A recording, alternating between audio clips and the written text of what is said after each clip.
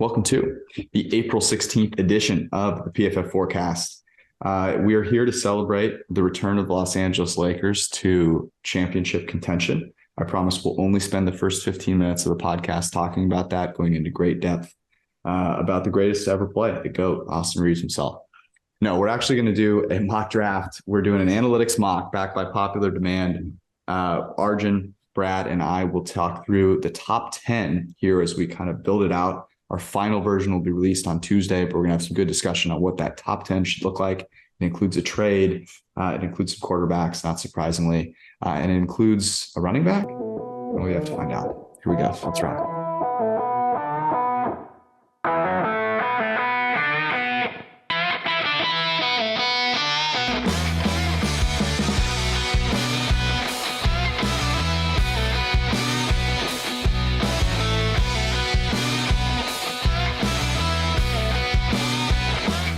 Arjun, it looks beautiful on you, man. Can you make sure that you can just maybe we need to just see the there it is. Yeah. Lake Town is back. I think I did predict that the Lakers would give the Grizzlies some trouble like a week ago or something, just because Lakers are a little bit bigger than the Grizzlies are now and have a little bit more front court depth. But I mean, Rui Hachimura and Austin Reeves just going crazy. That was just not what I was expecting from the Lakers today. So very, very happy with that performance, but definitely going to need to have Bron and AD kind of carry the load, because Rui and Reeves aren't going to be doing that every single game. My favorite thing was that LeBron, a pretty quiet night for LeBron, and he deferred as one should to Austin Reeves in crunch time. But what this does, Arjun and Brad, is it asserts LeBron not just as great as an on-court player, but great as a GM. Because I don't know if you saw this. He knew Austin Reeves wasn't going to be just a two-way player the first time he saw him in practice. Okay. He knew. So GM LeBron started working with him, got him into the starting lineup. Sage move by the best GM to ever play the game of basketball. And Rui Hachimura, a trade by GM LeBron that was orchestrated perfectly. So to be seen if AD and LeBron can stay healthy enough to provide the support that Austin Reeves and Rui need to carry them to a championship. But we'll see. Okay. Brad, real quick, you have a great story about your golf betting weekend. So we left on Wednesday. You were going to back Patrick Cantlay, the least backable athlete on the planet right now, because he takes so damn long to play the game of golf. But he has played really well at Harbour Town. How'd that go for you? Yeah, so he did have a great, I thought, an all-time flex. So he was, getting a lot of, criticism for playing too slow at the Masters. The last day, he was ahead of the final group and just took forever. Everyone was blaming him. In this tournament at Harbour Town, where he came into top 10 for the last 5 years, he, of course, came in third. There was a two-player playoff, Matthew Fitzpatrick and Jordan Spieth, and then Patrick Cantlay was just behind them one stroke. But he did have an all-time flex. He had a hole-in-one on Friday, and he tweeted out the video of the hole-in-one, and it just said, playing faster, and it was kind of a flex. But anyway, as always, on Sunday, he did not show up. He shot 2 under. Everyone else went low. We did talk about not betting on guys who play well at the course, but Jordan Spieth won last year and was in a playoff, and Patrick Cantlay, I think, came in second again, or third. So clearly guys that play well at Harbour Town play well. And the last note is, yeah, tough day for the futures. My dad, I think, followed 24 holes of golf today, and I just got an expletive text on the last hole because he was riding Jordan Spieth all the way. So Jordan Spieth lost to a guy. We were talking about slow play, okay? Matthew Fitzpatrick, if anyone has watched this and didn't watch it today, the dude lays down to read his putts, and his caddy does too. If you see that on a course, I'm leaving. I can't root for a guy like that. I love the story. Obviously he's the underdog against Jordan Spieth, whatever, and people are cheering for Spieth. But you immediately lose my respect when you have to lay down. I don't even know what to compare it to. The last time I saw someone laying down in that kind of a situation, they were in church. They're feeling the Holy Spirit. Oh, we do have to look. Look, he is all. First of all, the guy's a major winner. Obviously, a fantastic player in his own right. We do, as an analytics podcast, about to do an analytics pod. I also think this is an annoying trend, but he basically popularized leaving the stick in the hole. That is pretty much a Matthew Fitzpatrick, like revolution. So yes, it's kind of nerdy. He takes notes on every single hole. Apparently, he jots down exactly what he did every single hole he plays, which sounds like golf would be not fun in any way, shape, or form. But I guess winning millions of dollars is probably pretty fun. Will Chamberlain did the same thing. Okay, let's get into the analytics mock. So for people that are new members of the printing press, first off, go join the PFF printing press Discord. As we get closer to draft day, it is going to be the best place to quickly get information and place draft prop bets. So go get involved. The link is in the description. Also can find it on our Twitter pages. What we do is we are going to take the point of view of we are the GMs of a team. We are analytically minded. We are not going to be disturbed by the narratives that are popular out there. We're not weak. We actually stick by the numbers. There are many out there that are convenient math minds, if you will, that when it confirms their bias, they're happy to parade around that they believe in the analytics. And then as soon as something doesn't jive with what they like, they run and hide. That's not what we're going to do here. So we're going to go through the top 10. This is not meant to be predictive, although we will call out where we think it is going to align. And I do actually, in looking at this, I think there is a lot of alignment, which is very different than what we've had recently. I remember a couple of good nuggets from analytics mocks in the past. My favorite was how mad the Atlanta Falcons got when we gave them Jamar Chase. They were just absolutely furious. That's one of my favorites. So hopefully there'll be a couple of more mad teams here. There is one trade. We'll talk about it as well. Okay, so here's what we're gonna do. I'm gonna play moderator here. And we'll start with the Carolina Panthers, and we'll alternate kind of going back and forth, Brad and Arjun, and you announce the pick and we can discuss it. So Carolina Panthers at number 1. Brad, who are they taking? The Carolina Panthers select Bryce Young, quarterback, Alabama. All right. Arjun, why? Yeah, so I think Young overall, like a lot of his numbers are great. He graded out very well by PFF. He was first in grading in 2021, especially when his receiving core was one of the best in college football. But even after losing Jamison Williams and John Mechie to the NFL, he still graded out as the 9th best quarterback by PFF. I think overall he's a pretty good quarterback who doesn't really have a lot of negatives. I think the one big knock on him that you're going to hear throughout the draft cycle is his size. And I think like that's would probably be the only thing I have against Bryce Young. It's just, I don't know if his body's going to be able to hold up at the next level. I think one of the things he does that kind of gets rid of that issue, though, is he doesn't take very many sacks. He's very elusive, and he doesn't really take QB hits either. And he's very good at like finding windows to throw from that, previously they're not really there. So I think overall, like he would be the quarterback 1 on most boards. And I think because of how Carolina is going to be, setting up their offense, I think he would be the pick for them there as well.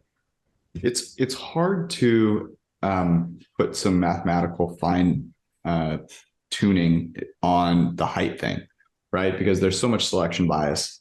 And so you can find examples of short players playing really well from the quarterback position, right? Like Drew Brees, the past versions of Russell Wilson, that they exist. But they're hard to find. You don't normally get a chance if you're that short. And so I guess, the thing that's interesting here is you trade all of this draft capital to go up and get a Bryce Young. I think Bryce Young is the number 1 guy. I personally would not trade up to 1 to get him. I think that's just sort of the way that I would that I would put it. But I do think he has a great chance with Frank Reich. I think this is an ideal situation for Bryce Young. I think relative to going to Houston, where he would have a very poor supporting cast. Yeah, I think all those good points, great under pressure, all those things. We'll get into some of the quarterbacks, not so much in that area, but I think outside of size, I don't think we'd be talking about this. I think it would be, if he's 6'3", I think we're looking at this like Trevor Lawrence and kind of just like laughing at the idea that it wouldn't be him as the pick. But yeah, that's true, but you can't do that, right? It's like Yeah. Trevor Lawrence just so happens to be, 6'5". I do think the fact that he had such a bad supporting cast, like that's a great point. It has a good supporting cast. I think his numbers, kind of go, blow stuff out of the water. Okay, let's move on to number two, where I think it gets more interesting. At number two, the Houston Texans are staying. At number two, Arjun, who are they taking? So at number two, the Texans will take CJ Stroud out of Ohio State. Okay, I'm ready to argue here. Why, Yeah. Brad? So I'll jump in. So CJ Stroud, the last 2 years was our second most accurate quarterback in all of FBS. And this past year alone, charted as accurate on 68.2% of throws, second in all of the FBS again. There are some question marks. You look at him under pressure, not great. That is an unstable metric. And everyone, of course, points to, he was a different player against Georgia for whatever reason and really did look incredible outside of structure, doing all the things that we are concerned about. He looked great against the best defense maybe ever in college football. So with that said, if you believe you can carry that forward to the NFL level, you're confident you bring the accuracy and the improved athleticism and get him as a good pick at number two. So before I kind of play a little devil's advocate here, what do we think the chances of this actually happening are? I think obviously the betting markets agree that Bryce Young is likely to go number one. Do we think, that we've talked about the fact that his agent is David Mulugheta, who is also the agent of Deshaun Watson, notably used to play for the Houston Texans. What do you think the chance of this actually happening are, Arjun? Yeah, so I personally, I don't really think Stroud would be the pick for Houston, even if that's what we would do. I think, I think just Houston's relationship with Mulugheta is it's pretty bad, like especially after the Deshaun Watson thing. And so I don't necessarily think it will happen. I think like that kind of aspect has kind of been overlooked by everyone who mocks Stroud to the Texans. And it does pose an interesting scenario where do they want to take a non-quarterback at two, which the surplus value for that is not going to be that high. You need to get a quarterback, and there is a chance that all the top four quarterbacks will be gone before you pick at 12. So you might have to trade back up to get your quarterback. And so it's a very tough conundrum because Texans have to kind of deal with that, and the relationship, the struggle might be between Mulugheta and the owners versus Mulugheta and Caserio, and at the end of the day, like the Texans might really like Stroud, but I think it will play into kind of like how they set their big board, like who they're really targeting at number two. And in my opinion, I really do think they really want Bryce Young, and if he's not there, they might actually have to go with a non-quarterback at two unless they take Richardson or Levis. Even if they're not like the second and third quarterbacks, like if you're factoring out the Mulugheta situation. So I think they should take Richardson, and I'll tell you why. I think your point about CJ Stroud and his accuracy is a very good one. Let me read off the list of players that he was throwing these perfectly placed passes to. Garrett Wilson, Chris Olave, Jackson Smith-Njigba, Marvin Harrison Jr., and Emeka Egbuka. You probably know at least four of those guys. They could all of those guys, to be honest, could be first round picks. All of those guys could be like bona fide number one receivers in the league. I think Wilson and Olave are on their way. Jackson Njigba is by far the favorite to go first wide receiver in this draft. And Marvin Harrison Jr. is probably the best of all of them. The guy's an absolute freak of nature. So when you're throwing to those guys I think it's actually a really good case study in what NFL, how much better NFL players are than college players. Like these guys are just torching dudes. And you're right. He did crumble under pressure, right? When those things weren't in a perfect situation, he did not do well. The Texans are not exactly a team that's going to provide him with a great supporting cast. And so if I'm the Texans, here's how I would play this. I would say, I need to take a shot at getting a generational player. Okay. We're not going to be a destination for free agents. We have a guy that we like, that we believe in D'Amico Ryans. So let's take some shots at pairing him with a guy that's going to be really special. And I'd be looking ahead to next year, and I'd be saying, I'm going to take a shot at Anthony Richardson. I'm going to let him go out there, see if he can be special. He wasn't super accurate in college, but he is probably the most dynamic athlete we've seen at the quarterback position, height included. You can obviously throw Michael Vick in there, Cam Newton, I think, as well. but he's the type of guy that could carry a team. Okay. Now, if he can't, it's going to be a disaster, but that's okay because we can go right back at it again and take Caleb Williams next year. But we have to be really bad. We either have to be good, he has to be good, or we want to be catastrophically bad. We want to be terrible. And I think that's what you get. And with CJ Stroud, I think, it's unlikely that you see any type of good play with him because of the supporting cast. And then you're sitting there going, well, do we need a better supporting cast? I think at least with Richardson, you have a chance to see if that athleticism can play in to things in the league and it can translate. And if not, you kind of go right back at it. What do you guys think about that? Yeah, I mean, just to add to your point too, CJ Stroud's left tackle, Paris Johnson, will be a top 20, probably top 15 pick. His right tackle, DeJuan Jones, probably a top 40, 45 pick. His center, Luke Whippler, will be a top 60, 70 pick. Like, it's not even just the receivers. And also, I know people don't know, of the 5 names you listed, Emeka Egbuka is a legit, like, stud number 1 receiver too. So, yeah, it's all solid. I do actually think a great point at the end there, like, there is value in, we don't want, like, you could argue Stroud maybe, okay, he's going to win us like 5 or 6 games as a rookie, like the Mac Jones principle, right? Like, he'll be good early and probably put us in QB purgatory, but maybe does not ascend to the level we want him to. Whereas Richardson could be horrendous and everyone hates this, but Josh Rosen is why you have Kyler Murray, right? Like, and I'm not saying Rosen was a Richardson comp. He was not at all, but like, that was kind of the path to getting Murray. I know we all make fun of Murray now. I mean, the guy earned a second contract for a reason. Like, yeah, if you're viewing it through the lens of, we're trying to either find a generational talent, find our guy, or maybe end up picking first overall, second overall for Drake May, Anthony Richardson is the argument, right there. I think the one like counter I would present to that, and a reason why I could see the Texans want Stroud if they really like set their rankings, it is kind of how the Texans offense will likely look like. So PFF Bobby Slowick is their new OC coming from the Kyle Shanahan system, talking about a lot of throws like over the middle, a lot of play action shots where you have some crossers going, and you need to have someone that can make those shots. And if you go to the PFF draft guide and you look at the heat map for CJ Stroud, he did throw above average over the middle and in the intermediate range between like 8 to 15 yards. He does have a little like a hotspot there. Whereas Anthony Richardson, his hotspot in the middle of the field is a little bit more down the field. It's in the 15 to 20 range. And that's not necessarily where I think, the Texans will be throwing. It's going to be more in like in the 5 to 15 range, just because, first of all, they don't really have any great receivers. And second, like they're going to want to get the ball out quick.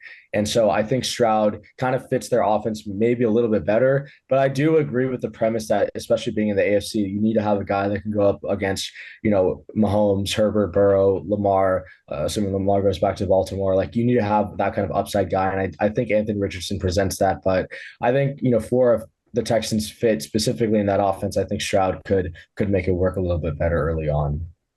Currently, the odds at FanDuel, Stroud is plus 100 to go number 2. Will Anderson is plus 230. Bryce Young is plus 470. Tyree Wilson is 10 to 1. Anthony Richardson is 16 to 1. And Will Levis is 16 to 1. So Stroud is the favorite. So it seems as though the market believes, and I know that the draft market isn't nearly as indicative of what's going to happen as like, other markets out there, because the limits are smaller. It's not as liquid. But this would say that the Mulligetta thing is not getting in the way of them taking Stroud. So if you believe it is, then there's some value there. It also, you mentioned Bobby Slowick. D'Amico Ryans also coming over from San Francisco. What have they done with number 2 overall picks recently, right? And number 3 overall picks, right? They've taken defensive linemen. So I think that's why you see a Will Anderson there, but maybe Tyree Wilson at 10 to 1 provides some value. Is there anything that you guys would bet at for that number 2? I will say, as a hedge only, I am on or will be on Will Levis over 7.5. As a small hedge, I do not hate the idea of 16 to 1 for Will Levis. So a couple of just thoughts here. Liam Cohen, the offensive coordinator and quarterbacks coach at Kentucky this past year, in 2021, was then the Rams offensive coordinator. He worked for the Rams from 2018 to 20. He is connected to all these guys that's in that, McVay, Shanahan, Tree. You hear about Levis. Oh yeah, he has, 15 word play calls, runs a pro style offense, all those things that, we see these clips of Sean McVay, saying these ridiculously long sentences to get a play call in. So he has experience in that system. I do think Houston's a fan of his. I don't think they want to take him at 2, but maybe they say, hey, you know what? We're not going to wait till 12. We're not going to trade up. Let's just take him now. Again, mostly as a hedge against my over, because I do think he's the guy that falls outside of the top 10. But yeah, maybe a little value there. Yeah, no, I'm with you, Brad. I think Levis does fit Houston also as well. You look at his heat map on the PFF draft guide, like he does throw over the middle of the field at about a league average, slightly above NCAA average rate. And, because of the zip he has on his throws, he can fit some of those tightly contested balls in there better than some of the other quarterbacks in this class. So I do like Levis at 16-1. If you look like specifically at his team bet, Texans are plus 350. So I think you're right in the sense that it sounds like people believe that Levis would be the pick at like 12, or if the Texans trade up from 12 and it won't be at 2. But, crazier things have happened, and, you never know what the Texans are going to do at that spot, especially considering positional value. One final thought, too. I know we've beaten this dead horse a million times. We probably talked about Div Mulugeta and CJ Stroud too much. And this is just theory, not a fact. What if his issue was more with Jack Easterby, who is no longer there? Maybe that does change the complexion of, does he still have an issue with the club or not? I don't know. I don't know that to be the case, but probably worth at least noting. The Easter Bunny. We had to get him in here on this Lord's Day. It's Tiger Red Sunday day. Okay, number 3 overall. We have a trade. The Las Vegas Raiders and the Arizona Cardinals are swapping picks. Before you get into the pick, Brad, what do you think this would actually look like in terms of a deal? That's a good question. So 6-3 for Sam Darnold was 3 second-round picks. That is also one of the more the pricier trades we've seen in a long time. Look, you're going to get Las Vegas's 2024 first, and then it's maybe throw another day 2 and then maybe a later pick. So the headline is you will be getting Las Vegas's first in 2024 if they make this move. Sounds great for Arizona. Okay, so who's the pick at 3? The pick at 3rd overall is Florida's Anthony Richardson. Why, Arjun? So I think if you're the Raiders, you've seen enough of Mahomes and Herbert to know that you need a stud and you need a high upside quarterback. Otherwise, moving on from Derek Carr, and you're stuck in quarterback purgatory again, it doesn't make a ton of sense. So I think the Raiders kind of understand they need to chase that high upside guy. And I think Richardson does fit that. Josh McDaniels has had a little bit of experience playing with an Anthony Richardson type player. He constructed a completely new offense in 2020 for Cam Newton when he was in New England. I think, he's probably constructed his offense right now for Jimmy G, talking about a lot of middle of the field throws, a lot of quick RPO stuff. But you have another whole offseason. Let Anthony Richardson sit behind Jimmy G for a whole year. Someone who's mentored Brock Purdy, someone who's, mentored Trey Lance. And now you go into the season with Jimmy G as a starter, presuming that Richardson takes over in 2024. I think, if he develops and Jimmy is able to mentor him well, you can kind of construct a new offense for Richardson or stick Richardson in the same offense as Jimmy and expand the playbook a little bit to include some of his rushing ability. But overall, I think this just comes down to the Raiders seeing who else is in the division, who else is in their conference, and taking a chance on a high upside guy that McDaniels can construct an offense around. It's interesting because actually I think for CJ Stroud, you're hoping that you go to the Raiders. You get an opportunity to go from throwing to guys that are wide open on a daily basis in Ohio State to throwing to Devontae Adams. I think that's and Hunter Renfrow. She's not, go unnamed here. I think that would be ideal. It's interesting because Richardson is very inaccurate throwing the football. But would have, out of this group of the top 3, by far the best receiving core to start working with, which would be just, obviously good for him, but kind of interesting. If this is the guy, so this is what we would do.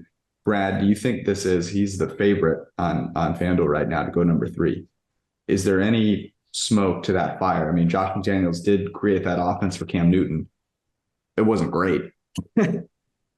It wasn't, but with all due respect to Cam Newton, like now that we've kind of seen who he's been the last couple of years, it was about as efficient as I think you could get out of Cam Newton. Because we also shouldn't forget, it was not a very good supporting cast. Like his receivers at that time were not good. I think the offensive line was okay still. But yeah, so I do. I think people are too stuck to, oh, the McDaniels guys, they want statue quarterbacks. Like I don't think that's true. And I know this basically is Trey Lance behind Jimmy Garoppolo, but I think he also would get goal line packages, third down packages, even in his rookie year, if he never actually started, I think a coach like McDaniels would get more out of him than a lot of other coaches would. So, I get why people would say, oh, it might be Levis. They want the high floor, safe guy, whatever. But I would not count them out on, taking a shot here. And also, because all this stuff's flying around. Like Richardson, he's raw. He has obviously not played a lot of football, but also tested super well on S2 allegedly and all these things. Like, I think it's all there. He just needs more reps. And his Florida supporting cast was terrible. Like, we talked up Stroud's.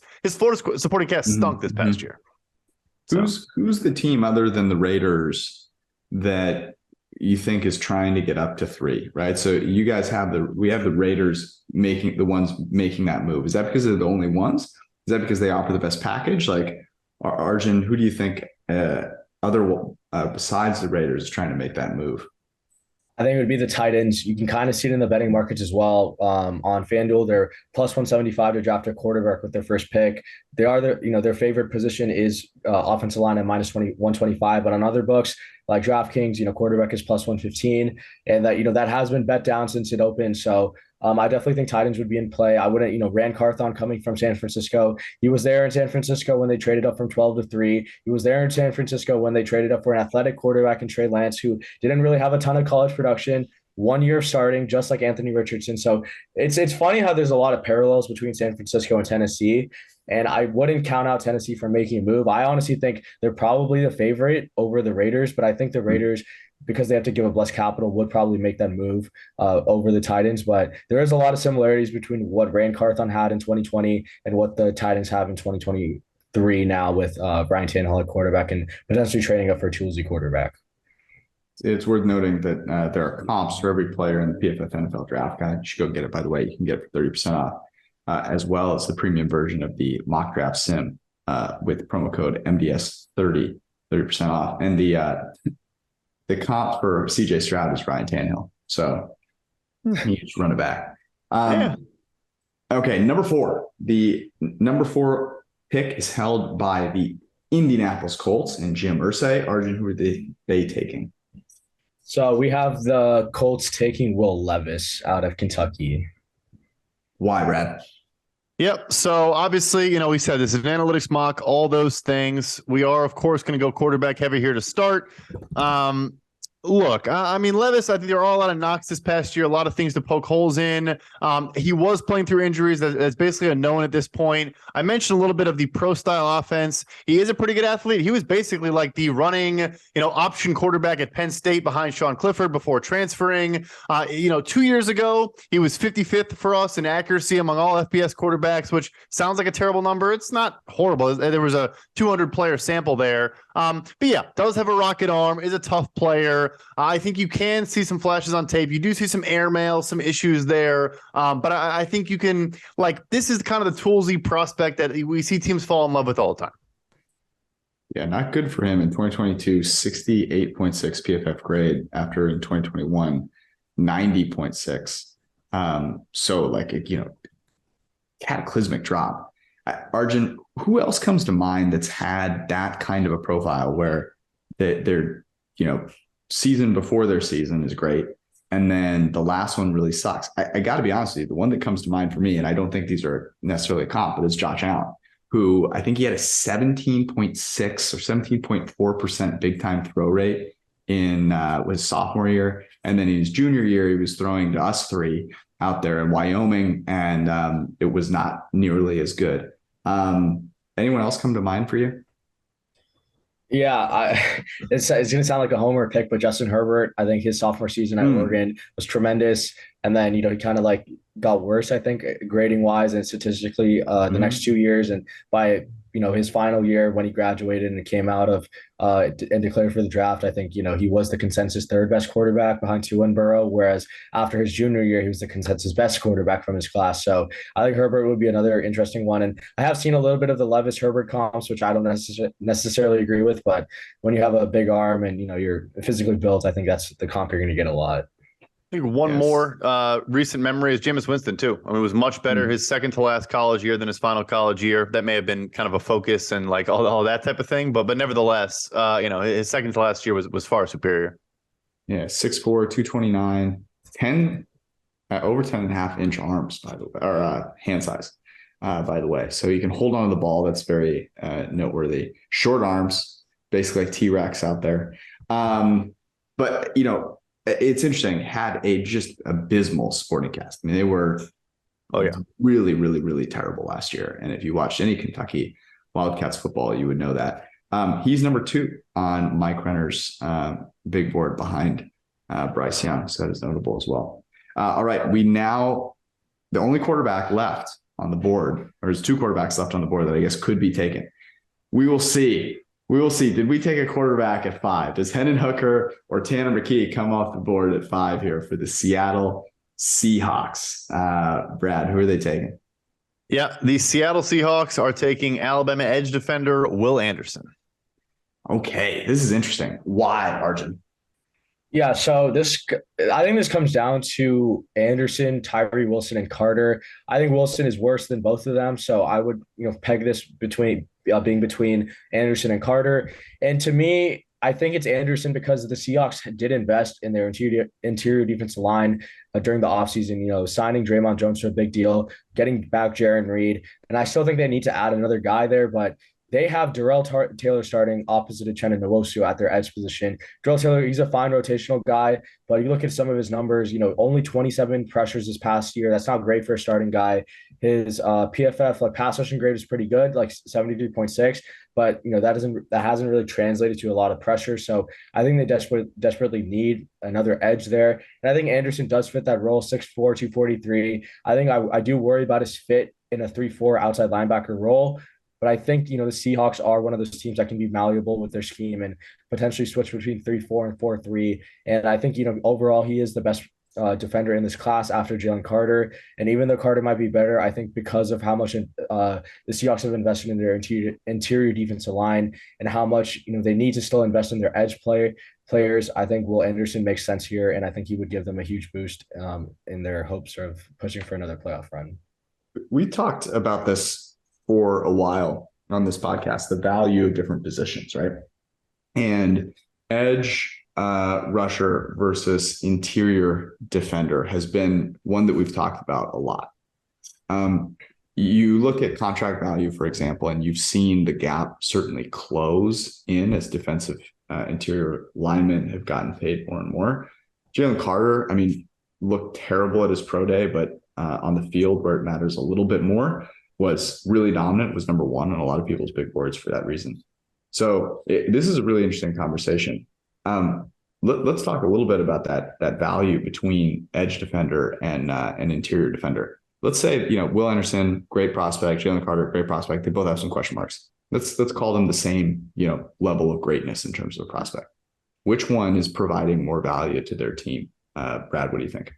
Yeah, so I think you look at this 2 different ways. So first, you mentioned the market. The edge market is still ahead. We obviously have seen some growth now. Actually, shout out to Tennessee Titans, Rand Carthon, and the football administration folks there. I want to say Vin Marino, because the Jeffrey Simmons contract, just an all-timer for the Titans. But anyway, that market's going to continue to grow. We're going to see more extensions there. Had to get that in. But nevertheless, Nick Bosa is going to make $30+ million this year. We're going to see that market grow as well. Here's, I think, a stat that points it out. And it all comes down to getting after the quarterback is the first point. Will Anderson, the last 2 seasons, is 14th among edge defenders in pressure rate on true pass sets. We've probably explained this before, but if you don't know, true pass sets takes out screen passes, takes out play throws in under 2 seconds. A lot of the kind of fluky stuff, it's not really indicative of a pass rush scenario. At 22.9%, he's 14th among edge defenders. Jalen Carter is 4th in the country over the last 2 seasons in pressure rate among interior defenders at 19.6%, right? So even your best interior defender rusher. If he's even close to an edge rusher, that's like Aaron Donald's so insane because Aaron Donald's stats actually stack up to edge rushers. So that's point number one. And then point number two is the actual scarcity in the draft. And this does tie to market value a little bit, but I think people always make the point of it's very hard to find an elite edge rusher outside the first round. There's the Danielle Hunter type players are extraordinarily rare. It is the same. Jason and I wrote the book, The Drafting Stage, about this. It's just as hard to find a truly top level interior defender pass rusher outside of the top 50 picks. They don't exist. So I think they're really, really close, frankly, in today's NFL. Arjun, what do you think? Yeah, well, I think Brad covered all the bases, and I'm there. Like I've officially like put interior defensive line as more of a premium position than like cornerback in some of the work I've been doing. And I think he's right. Like we're gonna see the interior defensive line market explode, but that's not stopping the edge market from exploding as well. And I think because edge rushers do have more of an impact on the passing game, I think overall they are more important in today's NFL. One of the things I did for we did for our big Dateable submission, like me and Tage, who was on the pod a couple of months ago, we did look at like what mattered more in predicting who was going to get a sack, and being an edge position had more of a feature importance in our like XG boost model than being an interior defensive lineman. So I think there's a lot of evidence pointing to edge being a little bit more important than interior defensive line. And because the top, if you look at like the top 10 APYs at each position, I think edge still holds, the throne over interior defensive line. So I think at this point, I would still consider edge to be more of a premium position and more important than interior defensive line. I'm with you guys there. I'll throw one more data point in here. Top 10 players in terms of PFF wins above replacement last year across all defensive linemen. 7 of them are edge defenders. 3 of them are interior defenders: Chris Jones, Dexter Lawrence, and Aaron Donald. Chris Jones was the highest. He was in third. And the gap wasn't massive between Chris Jones, Myles Garrett, and Max Crosby, who were the 2 guys ahead of him. Look at Micah Parsons, who was right behind him. So I do think it's close. I still think it's a worthwhile discussion. The scarcity thing is another really good point. I would lean edge as well. I think you still have to. But the conversation around corner, I think, also becomes really interesting. We'll get into that here in just a second. Let's go to pick number 6. At number 6 overall, who is coming off the board? I think this is you, Arjun. Yeah. So at number 6, we have the Detroit Lions taking Jalen Carter, defensive tackle out of Georgia. And this one, Brad, obviously we just had this kind of debate between these two.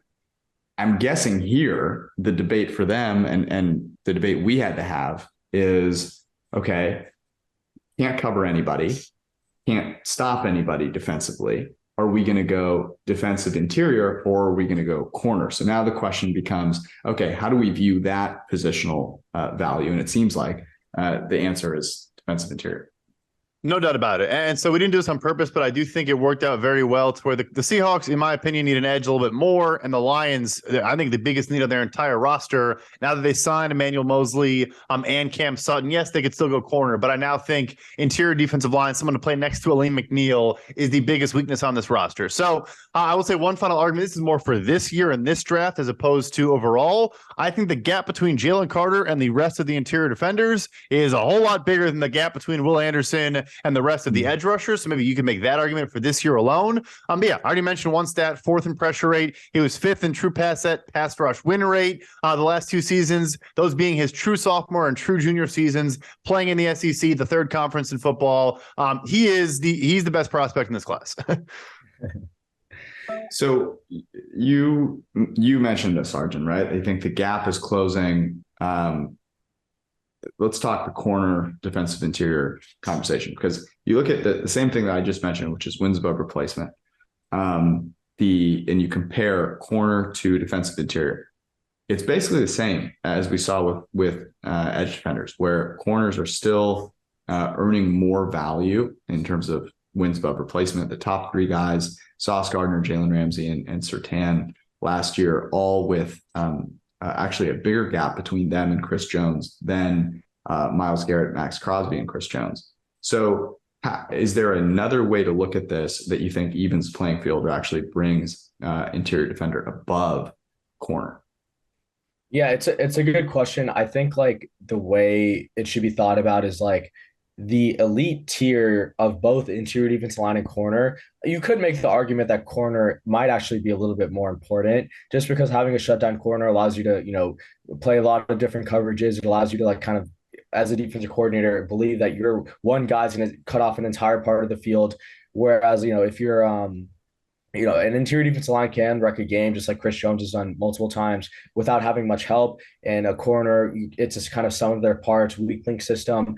So I think it does come down to like kind of tiering out some of these things. So the elite tiers, I think you could put interior defensive line and corner on the same like playing field. But once you get to that like second tier of interior defensive linemen or cornerbacks, I think like you would have to put corners a little bit like the second tier corners are better than the second tier of interior defensive linemen, which makes the elite guys all the more important. So if you have the chance to get an elite interior defensive lineman, I think that is a little bit more valuable than an elite corner, just because you can like kind of make up for an elite corner by getting two $10 million guys instead of paying a $20 million guy. But it's very tough to replicate what Chris Jones does by paying, two guys $10 million because, it's tough to kind of just replicate that elite interior defensive lineman production. And going off of Brad's point, like if you look at the top interior defensive linemen that are paid right now, I mean, very few of them are like non-first round picks, or at least like non-first and second round picks. Whereas like if you look at like if you try to like find a corner in the late rounds of the draft, you could find a starter. You could find a JC Jackson who eventually makes $16.5 million as an undrafted guy. And just I think the overall supply of cornerbacks is much, much higher than interior defensive linemen, which, it's much easier to be like 180 or 200-pound guy than a 300-pound guy and, consistently working out and stuff. Yeah, that's the planet theory, which I forget where it's from. I got to find out where, basically just like how many guys are walking around the earth that are built like this. There's a lot more guys that are 6 foot 190 than there are, 6'3", 6'4", 200, 300. But nevertheless, my biggest point here, I used to have a lot of conversations with Dr. Eric Eager back in the day, was go back and look, George, like not right now, but look at the WAR year to year. Go look at the top 20 list. Who were the top 20 cornerbacks in wins above replacement from 2011 to 2020 each year, and see how often the same names pop up. And then go look at interior defensive line and look at the top 20 in wins above replacement and how often the same names pop up. The same names more consistently are year over year stable, as opposed to, because of the variance of cornerback play. That's part A. Part B, I mean, yeah, Chris Jones, the best player, probably the best defensive player in the NFL this year, is 29. Like, he's going to be 30 next year. Like, by the time you're 29, 30 as a corner, we're talking about, like, is this guy – I mean, Jalen Ramsey got traded for a third-string tight end and a 77th overall pick. So, there's some of that stuff to the age curve. I mean, Calais Campbell's, like, 40 years old, and he's still, like, pretty darn good getting fully guaranteed deals in Atlanta. So it's a great – you guys made all the points. I had, like, a list of points I was going to make, and, like, I kept waiting for one of you guys to shut up so I could bring one in, and then you just mentioned the next point. So well done by both of you. But I think the two that stand out to me, the scarcity one, 100%. And I am like the biggest proponent of cornerbacks that you'll find on the planet. I just think I also love running backs as well, but don't shoot me here. But I can I try to tease the two apart, right? Which is like, you can love a position and what they do and acknowledge the facts. And the facts of the matter are that coverage is just way harder to predict. And we see this, it's the least stable of all of the positions with looking at year to year performance with PFF WAR. We've always kind of racked our brains about how to improve this. And it's one of the things that we're investing our efforts in on the data collection side and how we grade players and all these things. The fact of the matter is we just know a lot more about defensive interior alignment. So the other thing that I'll mention, I think you got at this a little bit, Arjun, is if you have a great defensive interior alignment, it does give you more flexibility with your secondary and your coverage players, whether it be your linebackers or your corners, to care less about how well they play against the run. You shouldn't be caring a whole lot about how they play against the run, but also to play more coverage players so that you can make up for that. And I think that it's very hard, as we just mentioned, to find a stud corner. And you're better off, I think, trying to find solid corners that can fit your scheme. And that allows you, I think, a little more flexibility if you have an interior alignment. All right. Enough of that chatter. Let's go to pick number 7. So this was the Las Vegas Raiders. They traded it to the Arizona Cardinals. So the Cardinals are now on the clock. Who are they taking, Brad? Cardinals are selecting Oregon cornerback Christian Gonzalez. Right, ties right into our discussion. It also ties perfectly into the Arizona Cardinals because they are in a real, they're not the greatest organization on planet Earth. And Brad, you broke up like the entirety of that saying that pick, so it fits perfectly. They skimped on the internet at in Glendale. They are taking the person that Brad said had oily hips. Just a few weeks ago, Christian Gonzalez out of Oregon. Okay, so Arjun, we've talked a lot about Witherspoon and Gonzalez. Why Gonzalez over Witherspoon? Yeah, so I think like honestly, the Witherspoon Gonzalez thing is kind of scheme dependent. And one of the reasons like I really like Gonzalez for the Cardinals is because he was like very, very good in zone coverage this year. So according to the PFF draft guide in 2022, he had a 64.4 coverage grade in man coverage, but in zone coverage, he had an 84.5 grade PFF coverage grade. So I think he is a little bit more proficient in zone coverage than he is man. And compare that to like some like Devin Witherspoon, it is a little bit different. I'm pulling up his card right now. So Witherspoon graded out a little bit better than Gonzalez, but because I think the Cardinals need to get like a high-end corner to replace Byron Murphy, and I think they would be the team to kind of bet on some of the athletic traits that Gonzalez has. Gonzalez is like 6'2", 200 pounds, where Witherspoon on the other hand is like 5'11", 180. So I think the Cardinals really do need a stud cornerback, and because Gonzalez has been good for a while, and I think he tested very well. Monty Ossenfort, coming from Tennessee, has always taken some athletic guys like Caleb Farley, Jeffrey Simmons. I think they would go with the more athletic prototype in Christian Gonzalez, who also played better in zone than he did man. Then Devin Witherspoon, who didn't really test all that much, and even when he did test it, there were some missing numbers, and he's not as much of a physical athlete as Christian Gonzalez is. Speaking of Phoenix and Arizona, my son's absolutely just melting right now against the heat of the Los Angeles Clippers. As I look at my parlay with the Chiefs, Suns, Max Homa, and the Dodgers. So I guess Brad, the question to you would be, this is a like traits over performance, I guess, kind of pick here in the sense that Witherspoon, I think if you look at and watch his tape a little bit better, but you look at the measurables for Gonzalez, it's like hard to make that comparison, right? I think a little bit, yes. I also do think Christian Gonzalez, Pac-12 schedule plus Georgia. I mean, Illinois is literally playing rugby for half of their games in the Big Ten. No, all due respect to Arjun's Big Ten. So the actual the football brand they're playing is a bit different. But also, look, a year and a half older. I just mentioned the age thing is Witherspoon than Christian Gonzalez, and I do think you are hearing everyone kind of say Witherspoon's the man guy, Gonzalez is the zone guy. I think Gonzalez can play both. I think there is a lot of people try to say they pigeonhole a player in coverage in particular in what they can do because of what they did in college.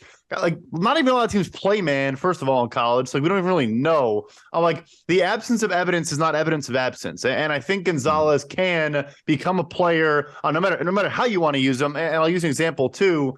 Like a Darius Slay now in his career. Darius Slay at the beginning of his career was put him on one side, lock him down, one-on-one man press, bump cover corner. He now sits in Gannon's soft zone. So it's like you can use guys differently and how they age and all these things. I'm obviously so biased though. I just think Christian Gonzalez, end of the Tin Man at the end of the story. That's how oily these guys' hips are.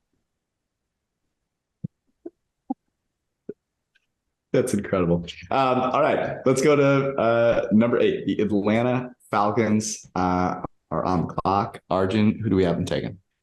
Yeah, so we have the Falcons taking edge rusher Tyree Wilson out of Texas Tech. All right, he's on the board. Brad, why?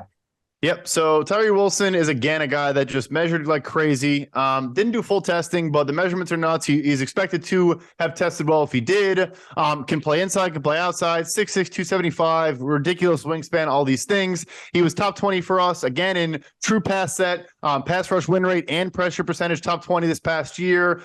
He's the classic, like he is this year's Trayvon Walker. I'm not comping them as stylistically players. He's just a guy that if you convince yourself, we bring him in, we get our hands on him, we build him up.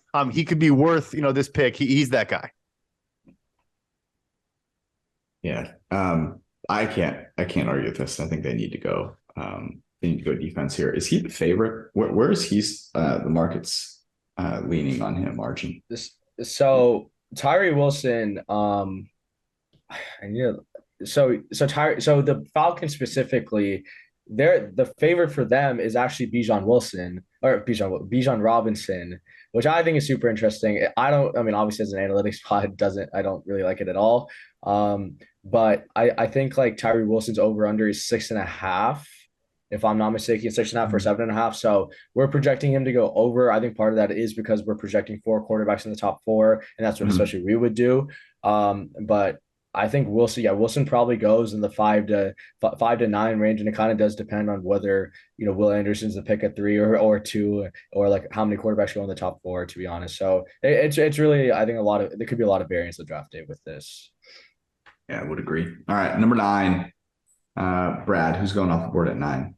Yep, the Chicago Bears are taking Northwestern tackle Peter Skoronski.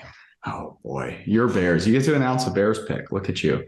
Arjun, why go guard at 9? Yeah, so I think the Skoronski thing is interesting. I think there are a lot of teams interested in him because he has that guard tackle flexibility. He's someone that if you have a starting tackle that could be retiring or has an expiring contract, you can play him at guard for 2 years and then kick him out to tackle. But I think in this case, the Bears have a glaring need at right tackle. They didn't really address it in free agency. I think they're coming into the draft with that hole. And I think if you're the Bears, like this is either going to be Jalen Carter, or this is like whatever offensive lineman you think is the best pick. And I think Skoronski over Paris Johnson, that kind of could be a coin flip, but I think Skoronski does make sense for them. If they see him as a guard, he could be playing at guard, but I think he slots in at right tackle or even left tackle, and you move Braxton Jones to right tackle. But I think for the sake of continuity, you probably want to keep Jones at left tackle and hope Skoronski can make that switch, similar to what like Tristan Wirfs did when he went to the Bucs. So I think Skoronski is the right pick here, and especially given the flexibility that he has, the Bears could address right tackle later in the draft and, keep Skoronski at guard and hopefully build a very, very young offensive line and keep, everyone developing. But I think this is the right pick here for the Bears.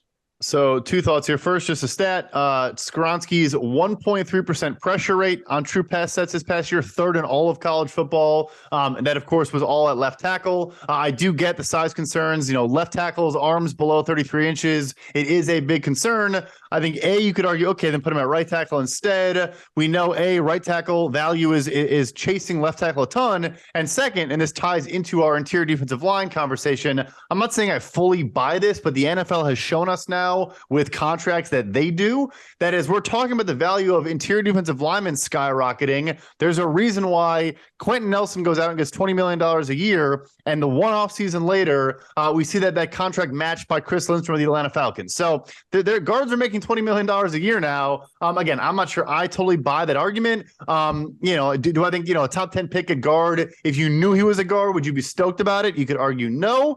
But I mean, the league is telling us that with the contract values. So yeah, well, the important thing here, remember, is we're not shills for the league.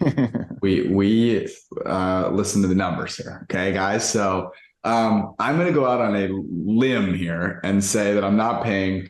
The 2 teams, by the way, that you just mentioned, both suck. So before we act like that is the way that you build teams. I think that's ridiculous. So if you're gonna pick Skoronski, it better be to play tackle in my most humble opinion.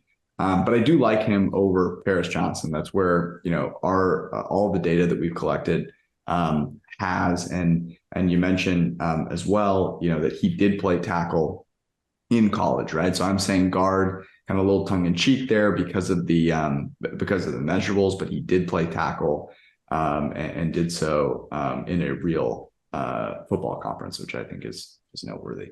All right, rounding out the top 10. We don't have, I guess, a projected trade with Eagles, although, guys, if this is how if this is how it goes, picks 1 through 9, what are the chances? You guys think the Eagles are sitting here making this pick? No, there's no way, right?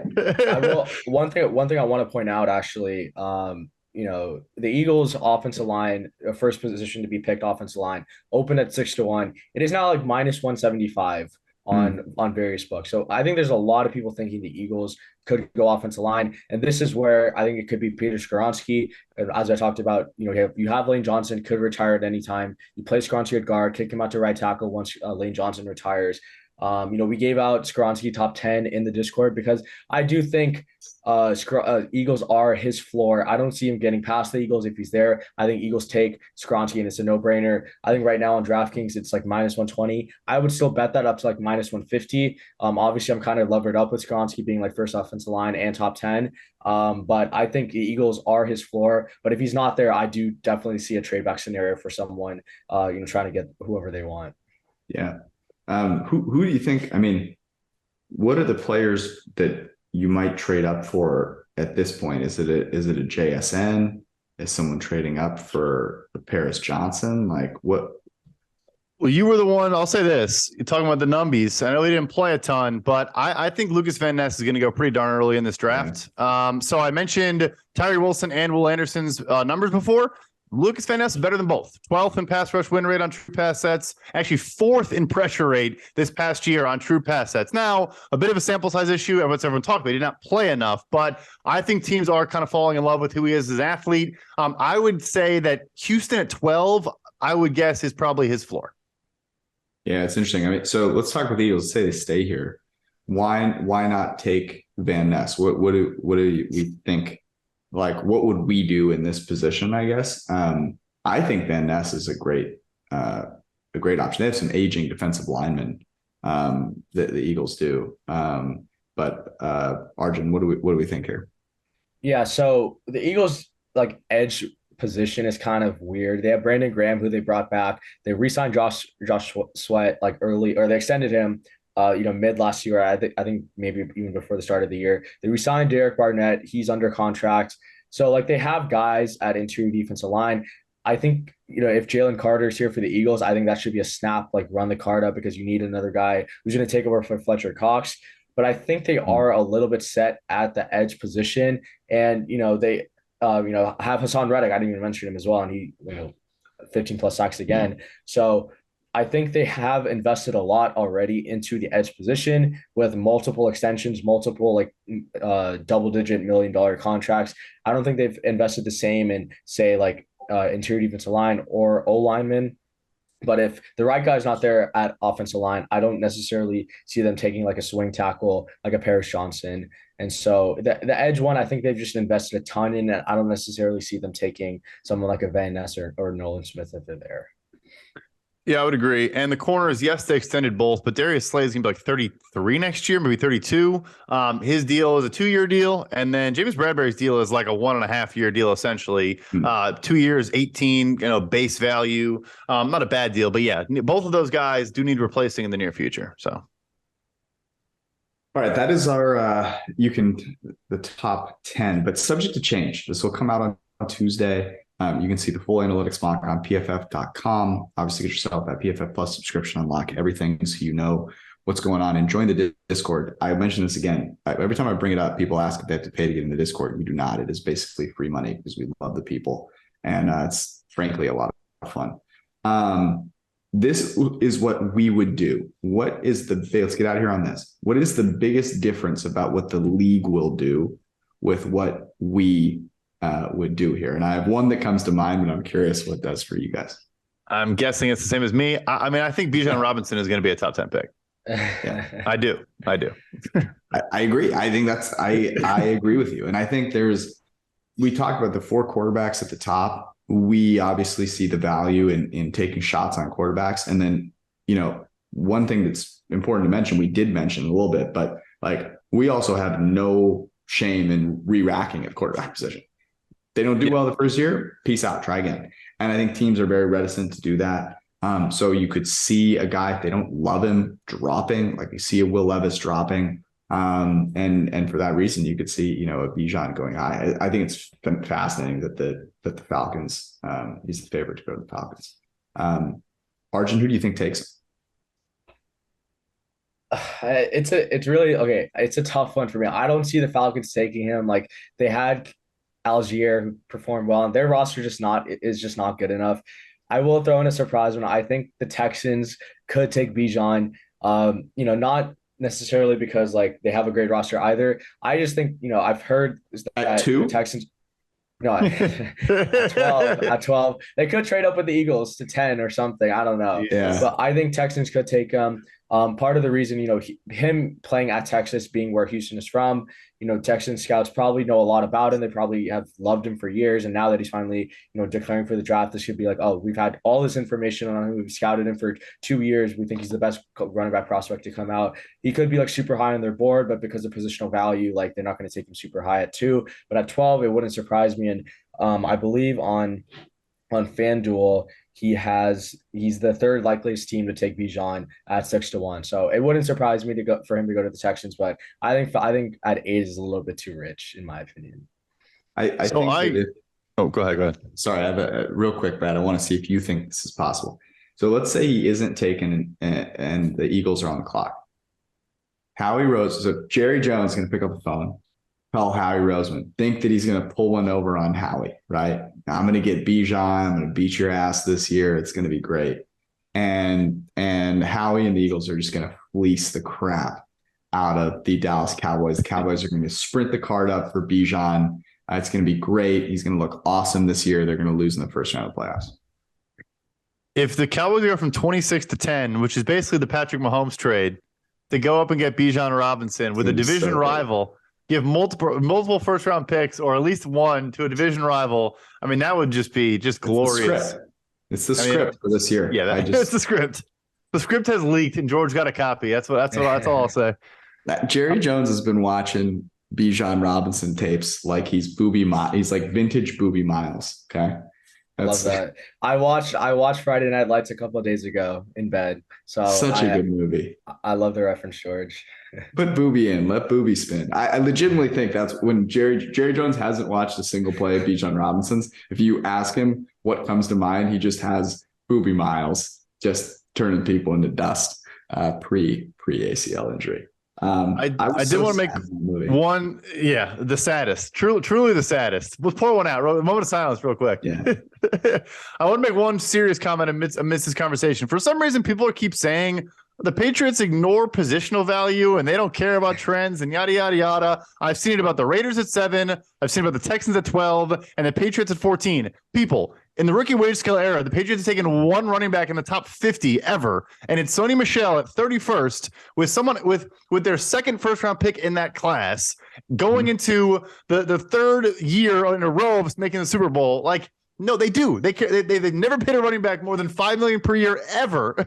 Like the Patriots invented not paying running backs. Like, and everyone's trying to argue, oh no, they do their own thing. Like, yeah, they do their own thing, which is not be dumb and take running backs in the top 15 of a draft. So please stop putting that out there. Now that I said that, I'm sure one of the 3 teams will take him. But anyway, Sony Michel led them to a Super Bowl, though. You forget that. Fact. I do think Texans is legit, though. I think they love Bijan. And also, like, if you're not going to take a quarterback, let's say they go Will Anderson and don't go quarterback, what would be more like bad franchise trying to like appease to fans? But look at our shiny Bijan Robinson. Like he's gonna run for 1,800 yards when we go 3-14. Like, check it out. He's so great. All right, that is our podcast. My sons, my God, need to pull it together. Hopefully you are enjoying the NBA playoffs and the run up to draft season. We love you all. Thanks for hanging out. We will see you again on Wednesday evening. Peace.